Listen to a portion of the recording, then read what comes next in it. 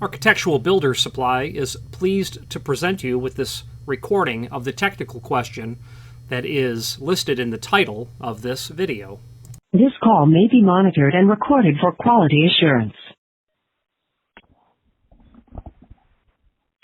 AB Supply, this is Richard. Hi, Richard. How you doing? Good, sir. And yourself? Good, good.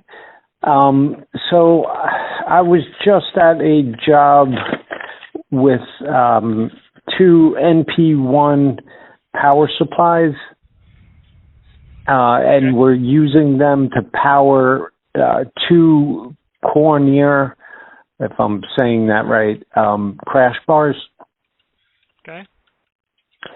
And we've been having trouble with one of the crash bars just not fully collapsing, and then the door gets jammed up. If everything is perfect, it works fine. But so the thing is, we've had these power supplies hooked up with low voltage, I believe 12 volts or something like that from the other power supply. But we want to hook up these NP1s with line voltage, 120 volts, to make sure we get the full power output out of them. And so I wired up these That would make sense. with the AC voltage, and it's not that would make getting sense anything because, out of it. Well, E equals I times R, right? That would make sense because you're certainly gonna. Well, E equals I times R, right? Okay, so when you say that you powered you're it with certainly line gonna, voltage, where did you supply line voltage to? Okay, so when you say that you powered it with line voltage, where did you supply line voltage to? No, to the AC. I didn't just jab it onto the DC input. No, it's typically, from what I understand, powered with line voltage. I put it to that would be a good, line voltage input on the NP1. Okay, so yeah, that would be a good good start. Yes. Right, and so it has a fuse. The fuse is good. Yeah. I get line voltage out of the line voltage output at the bottom of the board. So, like I should. So hold on. But I get nothing out of the board. No lights. No nothing. You put your voltmeter, your multimeter. So I noticed on the board there's a spot. Neutral and ground. Hold on. You put your voltmeter, your multimeter, your input, and you're getting 120 terminals, line, neutral, and ground. But when you go, when you turn that on, and on the terminal block 1 through 6 for door 1, and you put something on terminals 1 and 2, you're getting nothing. When you turn that on, and on the terminal block 1 through 6 for door 1, and you put something on terminals 1 and 2, you're getting nothing? Right. Okay. Right. Well, and I got 2 of these, and I tried it with both of them. And the only thing I think, I didn't see anything in the instructions to power it with low voltage, but that's how they've been running for years, and it has a DC input. But I'm wondering, I see there's a block on there for jumpers, and there is no jumpers on any of them, but I'm wondering if it's possible that there was a jumper that would have to be installed for line voltage as opposed to DC voltage, and maybe they removed it to set it up that way. But I can't find any information saying anything like that.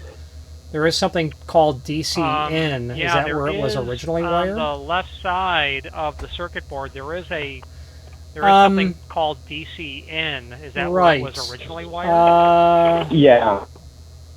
Right. I am not familiar with whether or not there needs to be a I am jumper not familiar with one, and I'm not whether or not there needs to be a Let's take a look. Jumper. How old are I'm these? not DC input. Let's take a look. How old are these? You know, I can't say for sure, but they were there as long as. Why? So why are you trying to? They're definitely more than 2 years old, I would say. So somehow they were being. So why are you trying to?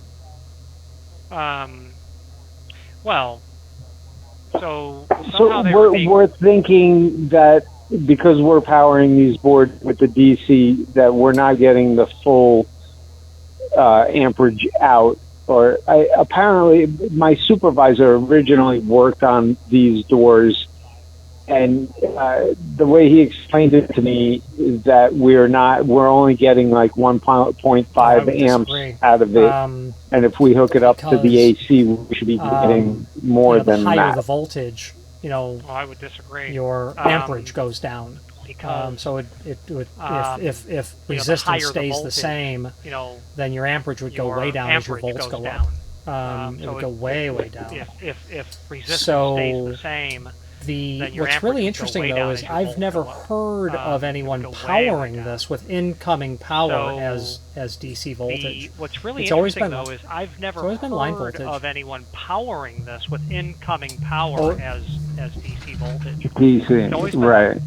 It doesn't even say anything about it in the manual. I mean, it labels that port DC in, but that's it. The question, and you know what I would really love to do is to find out the answer. at the factory. May I contact them and communicate back to you? I have a contact at the factory. May I contact them and communicate back to you? Yeah. Yeah, that's fine. If I could just ask you another question. So a part of this, I'm going to be trying to quote them with replacing the motor and drive unit in that Kawneer crash bar. Do you? I see on the website it looks like you sell Kawneer. Oh yeah, of course. Okay, perfect.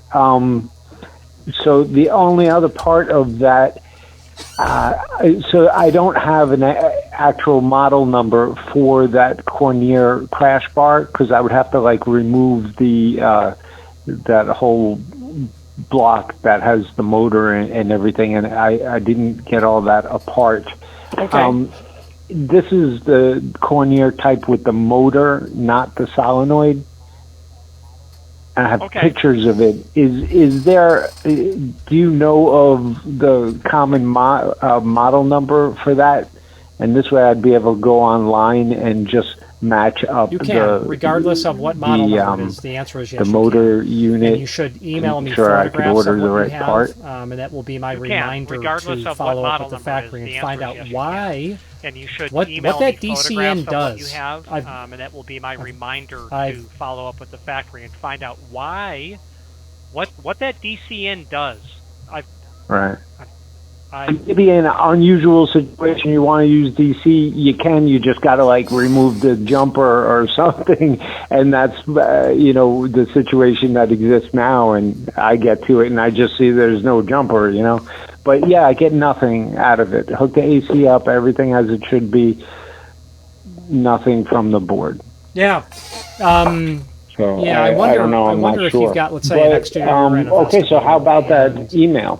Maybe you have line voltage running to NP1 if unit got, 1, say, an and then you go DC from unit 1 to unit 2. Maybe, but I'll find out. I've got the right guy. So my email is the word sales, SALES. From unit 1 to unit 2. Maybe, but I'll find out. I've got the right guy. So my email is the word sales. A as an architectural. Same as the website. absupply.net. A as an architectural. Yes, sir. Same as the website. absupply.net. absupply.net. Let me just make sure I get absupply.net. Got it. Yes, got it. Okay, sales at absupply.net. Yes. Okay, this is where it'll be coming from. So, Awesome. Okay, I'll send you all the information I got, and hopefully you can help me get this settled for these people. We will. That's for sure. All right, great. Thanks. Thank you. Appreciate it. Thank you. Bye-bye. Architectural Builders Supply hopes you have enjoyed this program. If you are enjoying this video, please click thumbs up or like, and also please consider subscribing to our channel. Let's move on to the rest of the video. So that conversation which occurred last week or the week before was about the NP1 Kawneer power supply and whether or not they could be feeding it through the DC in. And quite frankly, had I had the power supply on my desk, I would have realized the obvious answer was yes, of course. That's in fact how it's done. So I reached out to the manufacturer before I pulled mine off the shelf, and the answer was, and I'm going to read it actually to make sure I get it right. The board and any attached motor units run on 24-volt DC. Underneath the steel plate of the NP1 board is attached to the AC-DC power supply. So what the manufacturer's saying is, yeah, we've got our circuit board, and you've got DC in, and you've got AC in, and you've got your potentiometers, and you've got your terminal outputs for your load and your switch, etc. And the manufacturer says the 120 volt goes into the board through the AC in. Yeah, duh, like every power supply. Through the fuse and then out through the AC on the right side of the board. It then goes into the converter and it's stepped down into about 27 volts DC and into the board through the DC input on the left side of the board. So the client has an NP1 and is powering it through the DC in, which what you're about to see, and I'm going to switch to a different camera view, is you've got the board. You're going to bring AC into it, but the NP1 comes with a transformer converter. Out of that transformer converter assembly, the wires go into the DC in, from where you then, of course, power the board. And the manufacturer specifically states,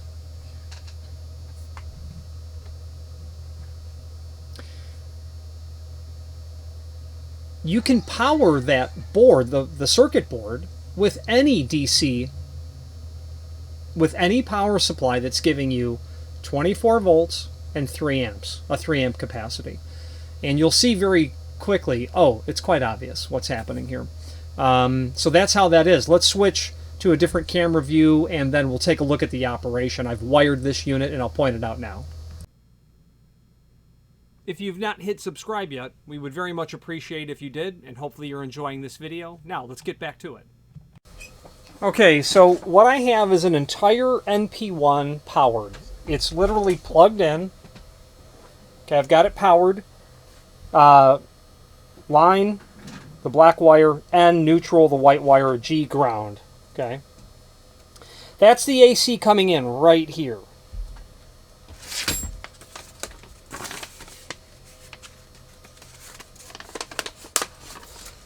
This is what we were looking at earlier. That's AC coming in right here. Okay. The client's referring to DC in over here. So, as the manufacturer said, and again, it would have been quite obvious had I been looking at it, power's coming in here. It's ultimately going through the fuse to the AC out below this steel plate that you see here. The magic of converting the transformer is down there. It is obviously converting it to DC voltage and also reducing the voltage from line voltage down to about 27 volts is what they said. Now I put my multimeter on here when I first wired it, and I'll show it to you.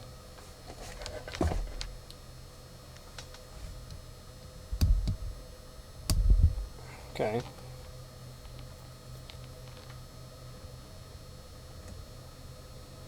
Yeah, he said 27 volts, and we're getting...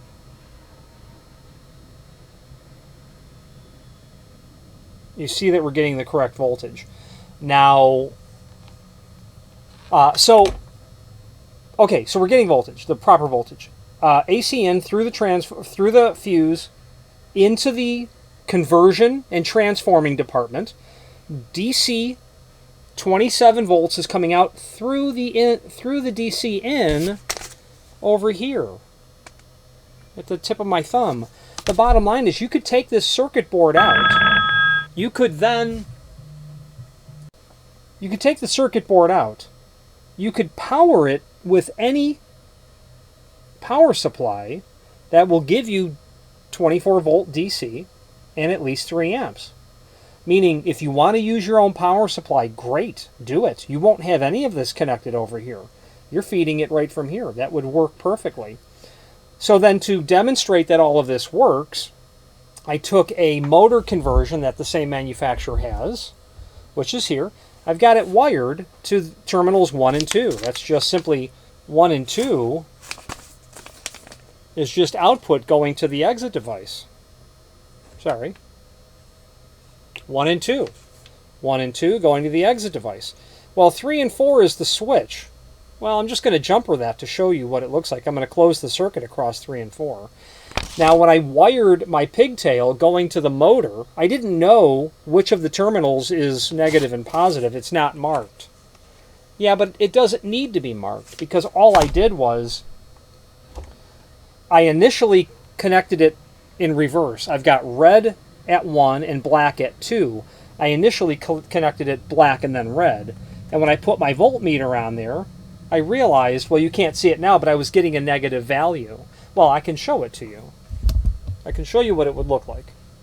So if I put my black lead to the red input, now I'm getting a negative value. When you see a negative value, you simply know you got to switch the wires. And as soon as I saw that, I switched the wires, because otherwise this motor is going to run in reverse. So now, all I need to do to demonstrate that this works is to jump this. And I'm going to go from the switch, if you recall, was 3 and 4. And I'm just going to put a jumper wire across 3 and 4. Very carefully. Yeah, okay. You should see this retract, and I'll do it a couple of times.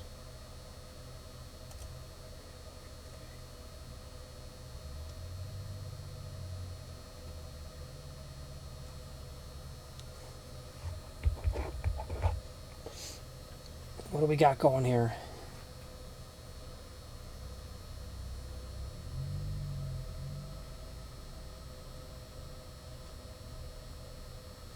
May not be working. Let's unplug it.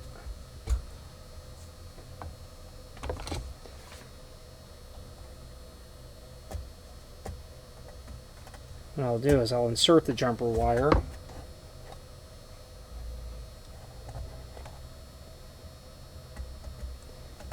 And I may not have enough of it really stripped back on one end.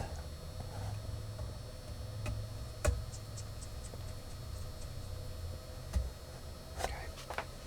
Let's plug it in.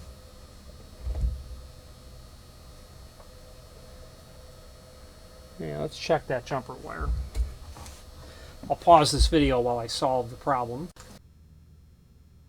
If you've made it this far into this video, you must be determined to see it through to the end, and we appreciate your hanging in there with us and watching this entire video. It means a lot. It takes a lot of work to create these videos in the sense that, you know, it's time taken away from doing other things.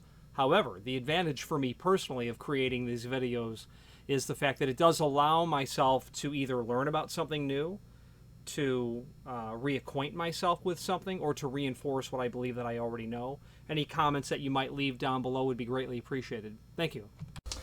Okay, so I had to really go back to basics here and make sure of everything, because I was getting power to the motor. Pardon me. I was getting power at my terminal, output voltage at my terminals. I was getting continuity at my jumped switch at 3 and 4, but the motor wasn't turning. And so went back to basics, and basically had a loose terminal at terminal 1. I was getting voltage at the terminals, but I wasn't getting voltage, obviously, to the motor. So we have resolved that. Now what we're going to do is plug it in. We're just going to run voltage 110 through the transformer, power supply, out DC in It's going to power up the electronics on the black board. It's obviously going to give me voltage at 1 and 2, which will be sent to the motor. And because I've jumped the switch 3 and 4, that's just immediately going to run. Well, it'll go through a cycle and then park in the retracted position.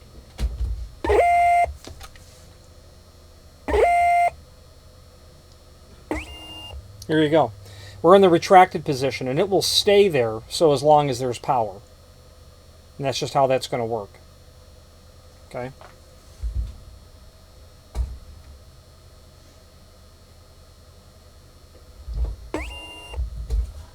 So that's it. That's the answer to the question. Like I had said, if I had seen the power supply initially, I would have realized, oh, okay, it makes sense, because we're powering the board with DC voltage. Let's wrap up this video on camera. Regarding the links to ads that you might see in this video, we do apologize for any interruption to a smooth viewing experience, and hopefully the ads that are being presented to you are related to the base product. And if there is something, feel free to click on those and perhaps consider taking a look at what that other advertiser is promoting. Let's get back to the video. Now, the caller mentioned feeding the power supply with AC voltage rather than the DC voltage. And I had said, well, as voltage goes down, amperage goes up. As voltage goes up, amperage goes down. That's E equals I times R. In this case, it doesn't matter at all. Period. It doesn't matter at all. The problem that the client's going to have, so I'm imagining that they've somehow brought DC power to the left side of the circuit board with some power supply. And he's saying that he wants to get more oomph, as if I recall correctly. Well, there's a couple of potentiometers on the unit itself, on the power supply, door 1 and door 2 adjustments. And I don't know if it calls out adjusting them here, but recalling a conversation with the manufacturer, there is some ability to tweak the control that you have over the motor retracting with those potentiometers. So I would first suggest that the client not do anything, but try that. It could be that they're powering the circuit board with a power supply that's not producing 3 amps, and that's very, very possible.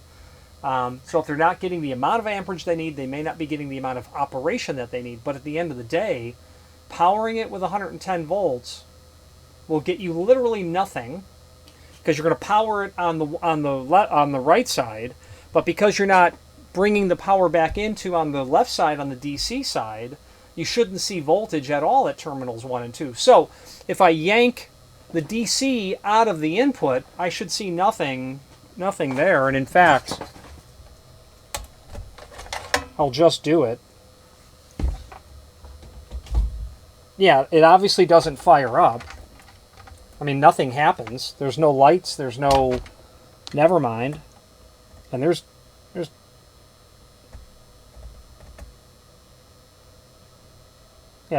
no voltage. There's no voltage happening at 1 and 2. So it's just not going to matter if the client does that. Now, what they probably want to do in this instance, because they probably have only the circuit board and none of the underlying electrical hardware, is simply get a power supply that's going to output 24 volts and be rated for at least 3 amps. That should solve the problem permanently. I waited about a week for the client to call back or send an email. I haven't received any of that stuff, so I'm just finishing up this video. If there's any questions on the NP1, please feel free to reach out and ask, and if I don't know the answer off the top of my head, I'll do the research to find out. Thank you. Again, thank you for watching, and if you've enjoyed this video, please click thumbs up, please subscribe, and maybe even send the video to someone that you know. Thank you.